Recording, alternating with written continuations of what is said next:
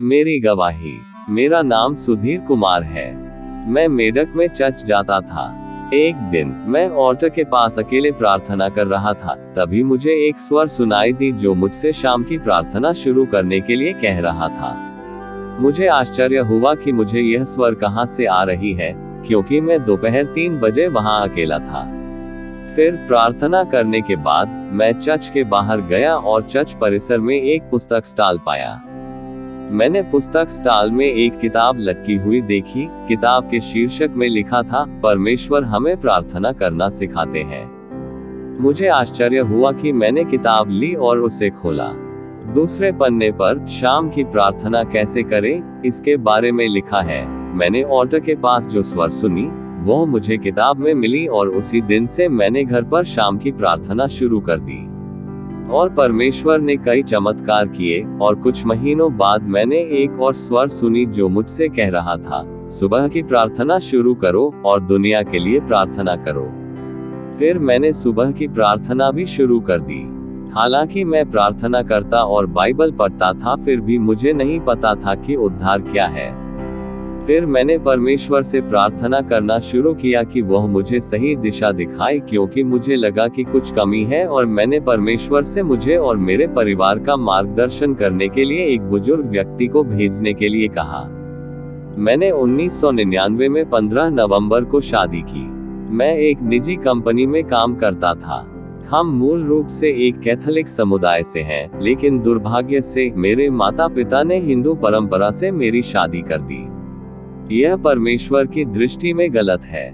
हमें उस समय पता नहीं था, लेकिन बाद में हमने चर्च में शादी की और हमारे 2 बेटे हैं। लेकिन फिर भी हम उद्धार के बारे में नहीं जानते थे, और मैंने जो स्वर सुनी, जो मुझसे प्रार्थना करने के लिए कह रहा था, जिसका मैंने नियमित रूप से सुबह और शाम परमेश्वर की कृपा से लगातार पालन कर रहा हूँ। एक दिन परमेश्वर ने मेरी प्रार्थना सुन ली। परमेश्वर ने मुझे 25 दिसंबर 2010 को एक बुजुर्ग व्यक्ति भेजा। उनका नाम रूबेन अंकल था। 2010 में हम चारों ने परमेश्वर की कृपा से उद्धार पाया और हमारा नए सिरे से जन्म हुआ।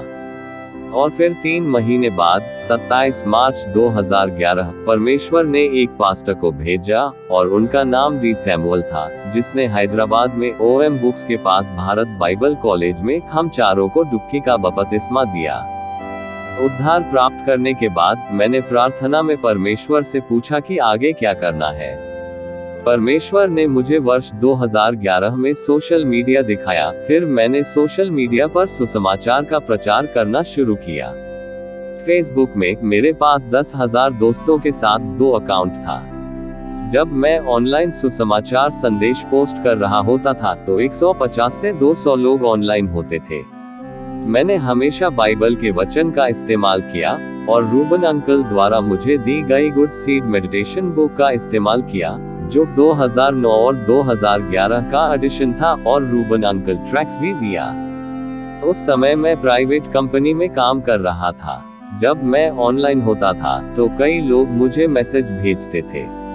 वे मुझसे पूछते थे, क्या आप पास्टर हैं? और कुछ कहते थे, क्या आप प्रॉफिट हैं? लेकिन मैं उन्हें बताता रहता हूँ कि यह पवित्र आत्मा का काम है, मेरा काम नहीं है, और मैं कोई पास्टर या प्रॉफिट नहीं हूँ। मैं परमेश्वर का एक साधारण सेवक हूँ। और अपने खाली समय में मैं ट्रैक भी बांटा करता था, जहाँ भी पवित्र आत्मा मुझे अगुवाई करता है।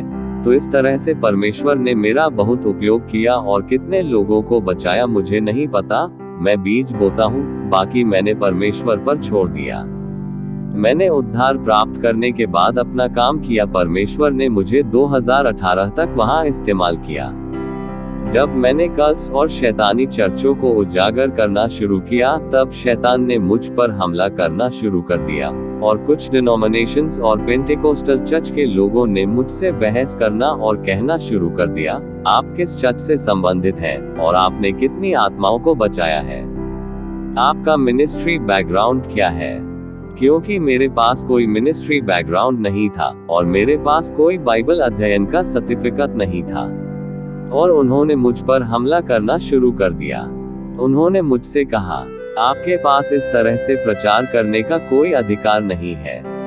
उन्होंने अपने प्रभाव का उपयोग करके मुझे सताना शुरू कर दिया और फेसबुक पर मुझ पर हमला करना शुरू कर दिया, लेकिन मैंने उनसे कहा परमेश्वर अपने उद्देश्य के अनुसार किसी का भी उपयोग कर सकते हैं। शैतान ने मुझ पर कैसे हमला किया, मेरे फेसबुक अकाउंट हैक किया और नग्न तस्वीरें पोस्ट करने लगा और मुझे टेम्प्ट किया। मैं पोर्नोग्राफी का आदी हो गया था। बाद में मैं डिप्रेशन में चला गया, लेकिन परमेश्वर ने मुझे कभी नहीं छोड़ा।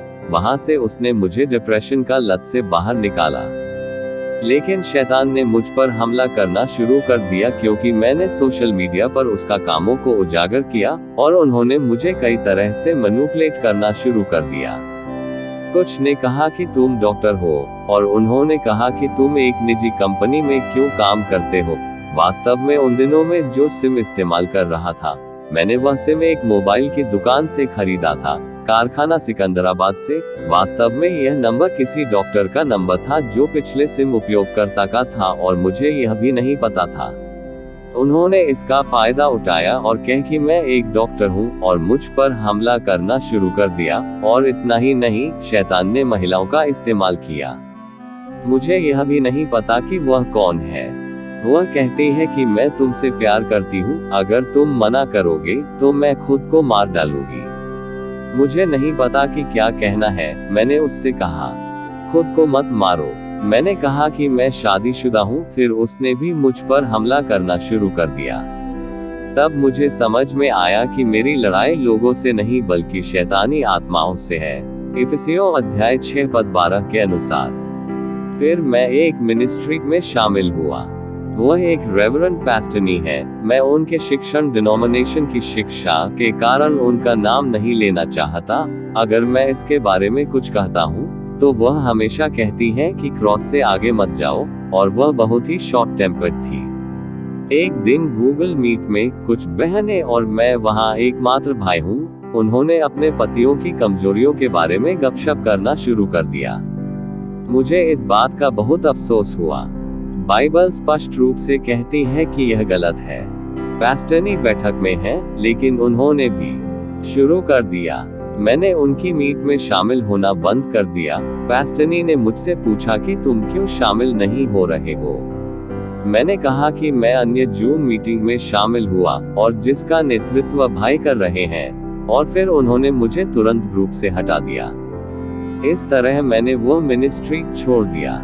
फिर मैं एक अन्य मिनिस्ट्री में शामिल हो गया और परमेश्वर की कृपा से मैं वहां तेलुगु और हिंदी में स्तुति और आराधना कर रहा था, और फिर से शैतान ने वहां गलतफहमी पैदा की। मुझे समझ नहीं आया कि मैंने क्या गलत किया था। उन्होंने मेरे साथ ऐसा व्यवहार किया जैसे मैंने उनके साथ कुछ गलत किया हो। बहन के नेतृत्व में इस मिनिस्ट्री ने मुझे कुछ ऐसा करने के लिए मजबूर करना शुरू कर दिया जो बाइबल के खिलाफ है। वास्तव में विश्वासियों को अन्य विश्ववासी को नीचा नहीं दिखाना चाहिए। इसीलिए मैंने वह मिनिस्ट्री छोड़ दिया। परमेश्वर की कृपा से उन्होंने मुझे कुछ वीडियो बनाने की बुद्धि दी। उनकी कृपा से 1 लाख से अधिक लोगों ने मेरे वीडियो देखे। फिर से शैतान ने मेरे वीडियो बनाने में बाधा डाली। जब मैं वीडियो बनाता हूँ तो मेरे फोन में कुछ होता है, और मेरा फोन मेरे लिए वीडियो बनाने का एकमात्र स्रोत है। मेरा फोन आज वीडियो बनाने के लिए उचित स्थिति में नहीं है, इसलिए मैं सब कुछ परमेश्वर के हाथों में सौंप देता हूँ। फिर मैं भाई राज के नेतृत्व में एक और मिनिस्ट्री में शामिल हो गया, जो जूम मीट में बाइबल अध्ययन करा रहे हैं, और मैं उनकी शिक्षा से बहुत खुश हूँ। कोविड-19 के समय से मैं रूमेटॉइड आर्थराइटिस ऑटो इम्यून बीमारी से पीड़ित हूँ और मेरा इलाज चल रहा है। फिर मैं अगस्त 2023 में भाई जेम्स के नेतृत्व में एक ऑनलाइन बाइबल अध्ययन सर्टिफिकेट ओरिएंटेड कोर्स में शामिल हुआ। मैं उनकी शिक्षाओं से बहुत उत्साहित हूँ। यह मेरी गवाही है कैसे परमेश्वर ने उद्धार प्राप्त करने के बाद मेरा उपयोग किया। सारी महिमा और सम्मान केवल परमेश्वर का है। आमीन। मुझे अपनी प्रार्थनाओं में याद रखें।